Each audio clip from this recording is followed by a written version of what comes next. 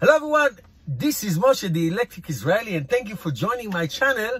If you're new, please subscribe and help me change the world one electric car at a time.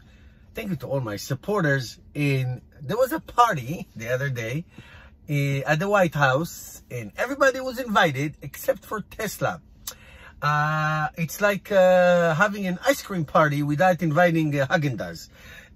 So it was an EV party, so-called. So I saw all the presentation. I saw Biden's speech, and it was all great, and it's fluff, and it's going to this, and we're going to do that, and it's going to be all kinds of great things that we're going to do for EVs, and I'm going to go over some details. But obviously, there was a big elephant in the room that was not there, and that's Tesla. So let's see who's there. What was it all about? But what are the important things that came to it? Because Tesla not being there, it's upsetting, but I don't really care about that much. So who's there? Ford, GM, and Stellantis. Stellantis is basically what Fiat Chrysler used to be. So it's Fiat Chrysler and a French PSA. It's all merged to be Stellantis. So Ford, just for FYI, Ford produced a whopping 1.3% of its fleet, its EVs and plug-in. GM 1.5%, and Stellantis is 0%. Okay, so basically it was UAW, the United Auto Workers, which gathered there to talk about the EV revolution, which Tesla has been working on for 18 years. 18 years. So Tesla, the world's leader in electric cars, that's all they do, electric cars, okay? That dominates 70% of the United States electric car market, then they don't get to be invited. So, you know, when you asked, somebody asked Jen Psaki, the White House spokeswoman, they asked her, well, is this about just being the union? She's like, you can draw your own conclusion, meaning it's yes. So I have no problems with the unions, and I have no problems with having a conference at the White House with unions, but just call it unions, don't call it EV. So the government is going to do, and let me explain to you what I mean.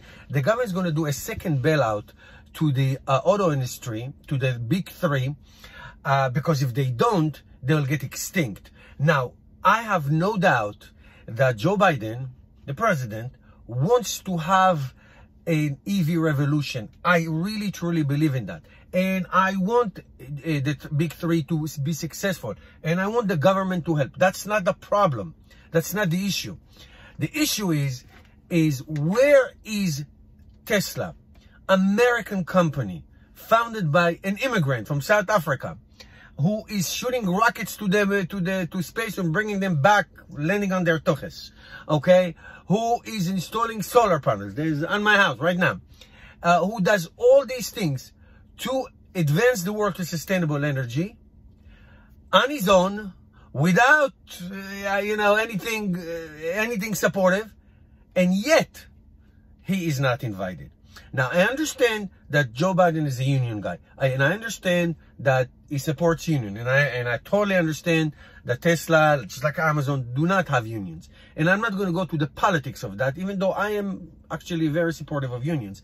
But don't call it an EV. So who else was not there? For example, Volkswagen was not there, other places. So let me give you an example, and that is really what came out of it. And I 50-50. I'm kind of 50-50 think that if this proposal will go through. According to Biden's proposal, there are going to be 3 levels of incentives. $7,500 for electric cars bought in the United States. $10,000 incentive for cars made in the electric cars or plug-in hybrids made in the United States, and $12,500 for electric or plug-in hybrid cars made in the United States by unions. So you know who that is. That's the big three. Now, for example, just FYI, Volkswagen, which obviously is a European, German manufacturer, they make cars in Tennessee. Nissan, as in Nissan Leaf, they make cars in I think, Alabama, okay, somewhere there. They make cars in the United States. So Tesla, which has a design studio in California, a factory in Fremont, California as well. That's where they make all the Tesla cars in the United States. The solar factory in Buffalo, New York. The battery factory in Nevada, and coming up in Texas, one of the biggest factories in the world. 50% plus components in the United States, as opposed, just for you to know, as opposed to the Chevy Bolt EV, GM Chevy Bolt EV, which 75% of their components are made in Korea.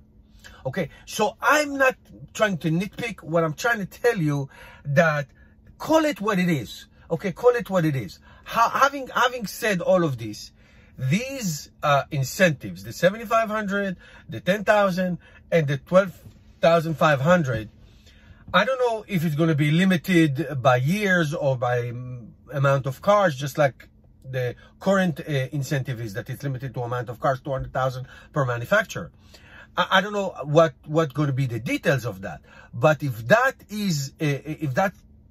let's say for 5 years, that is going to be enormous. That is going to be enormous. Plus all the charging stations that are going to be part of the infrastructure deal that Tesla is going to have access to build more superchargers, letting other manufacturers using it. That is fantastic. I'm not against this. So I know there's a lot of tweets, everybody's upset, and Tesla got canceled and Tesla is snapped and all that. Whatever, it's fine. The substance of it, if it comes to pass with the incentives, which are, by the way, they are enormous. I mean, you can get a Chevy Bolt for like half price, basically. You can get a Tesla Model 3 the standard range for $30,000. Depending on the state, you can get more even. So it's not a small thing. I have to say, it's not a small thing. It's a big deal. But you know, it left a bad taste. Now, tell me, Joe Biden, I want you to tell me what's your opinion. Tell me, Mr. President, let's say you're gonna have a summit with, let's say, Tesla, Rivian, Lucid. You know, these cool, hip, awesome factories. Use Elon Musk's experience and creativity to give his wisdom to others how to do this, so we can get rid of gasoline cars. That would be really, really cool. I hope he does it. I hope he does. I don't think that he will, because he really is a union guy, and that's okay. Again, like I said at the beginning, I want to know your opinion about this. To me, the substance of the meeting was much more important than who was invited. That's my point. Thank you guys for watching. Let me know your thoughts below. I'll see you next time.